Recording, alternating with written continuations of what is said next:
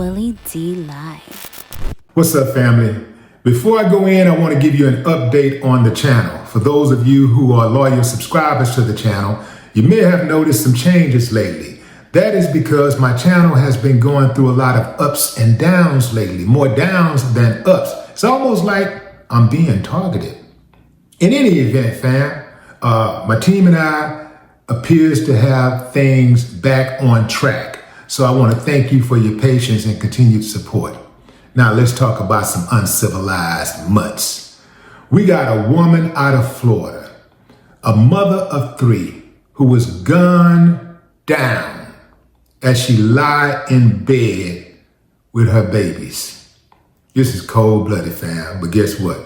The uncivilized mutts who are responsible for it are in custody and is facing life in prison without parole.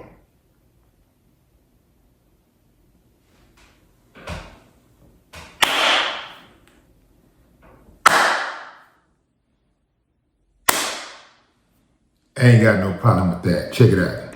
Well, 2 years after a deadly shooting, the court case moves forward for the suspected accomplice of what deputies say was a staged home invasion murder. As West 2's David Jones reports, 2 men were arrested in an Orange County mother's killing, and one has now been transferred into Orange County custody. Investigators say 30-year-old mother Porsche Streeter ran a hairdressing business from her apartment, which became a crime scene. In January 2024, deputies responded to find Streeter shot to death and her boyfriend, 32-year-old Son Range Jr., who was shot in his upper arm. A year and some change later, the Orange County Sheriff's Office arrested Range for the killing, saying he orchestrated the whole thing, along with Benjamin Garman, making it all look like a home invasion. You're now in a situation where you are looking at life in prison. Criminal defense attorney Trey Flynn, who's unassociated with the case, says the brutal nature of the killing elevates it. This is a very, very, very serious crime. In this situation, Mr. Garman is alleged to have shot somebody not just one time, but 10 times. And what does that mean? That means there's an aggravation there in this sort of homicide case. You're not going to be able to claim self-defense in this sort of situation. This new mugshot of Garman was taken when he was transferred to Orange County custody. He was previously being held out of county on federal weapons charges, to which he pled guilty. They executed the search warrants on a residence that he was at after the homicide took place. During that time, they located firearms in the residence, and the federal prosecutors felt, hey, as a convicted felon, as somebody possessing firearms, this is a case that is of interest of us. Investigators allege Range and Garman set up the home invasion killing because of a custody dispute between Range and Streeter over their shared children, and because Range said Streeter was hiding money from him. David Jones, West 2 News. You know, the easy thing to do would have been to just go your separate ways. You know, just tell her, hey, you know, so you don't want to act right? Deuces. You hide money? Deuces. You don't want to give me my kids? Hey, see you in court. How many times we have to see cases like this to understand that the odds are against you doing something like, first and foremost, it really takes a horrible human being to take out the mother of his children. That's number one. But to think that you're going to get away with it, you have to be an additional loser. You have to be the type of person who watches television and believes everything you see. You ain't getting away with killing the mother of your children, buddy. That's not happening. Okay, you want to look at the exceptions? Okay, go ahead. But I'm an odds guy, and I just don't think those are good odds. The number one suspect of a person who's murdered is the spouse. The spouse is the number one suspect. The spouse the ex, anybody she's been romantically involved with is the number one suspect. And then you start looking at friends or so-called friends and associates. You look at known enemies. This is rudimentary Sherlock Holmes, man. You know, soon as something like this happened, the first thing they start looking at is the spouse. So the police say they got the call from dude. The boyfriend called them and said that some dudes came up in the house and shot him and his girl and all of this type of stuff. And they found him on the floor in the living room with a gunshot wound to the arm. So you kill your children's mother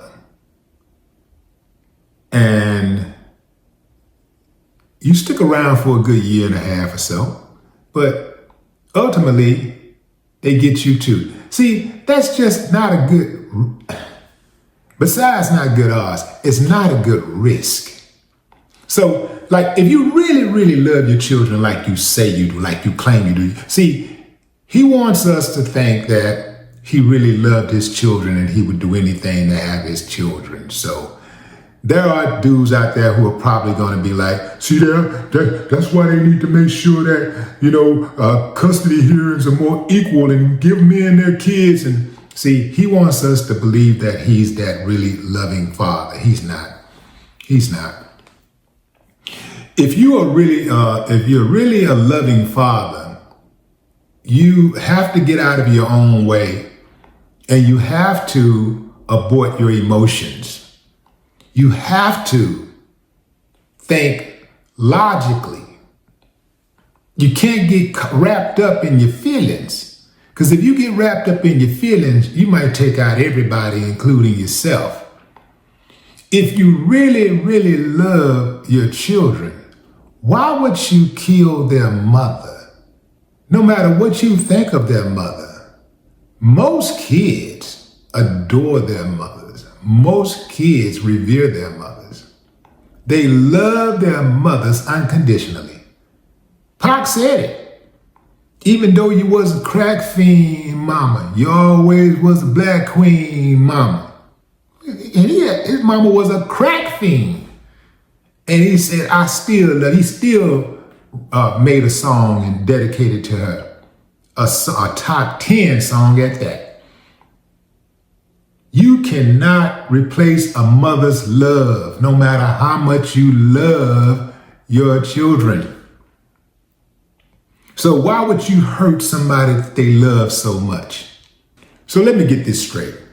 You kill your kid's mother, robbing them of fundamental life skills, values, and emotional intelligence covering things like cooking and hygiene.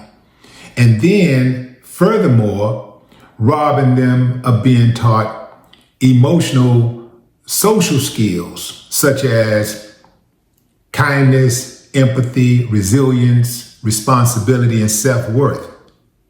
See, they don't think that far along.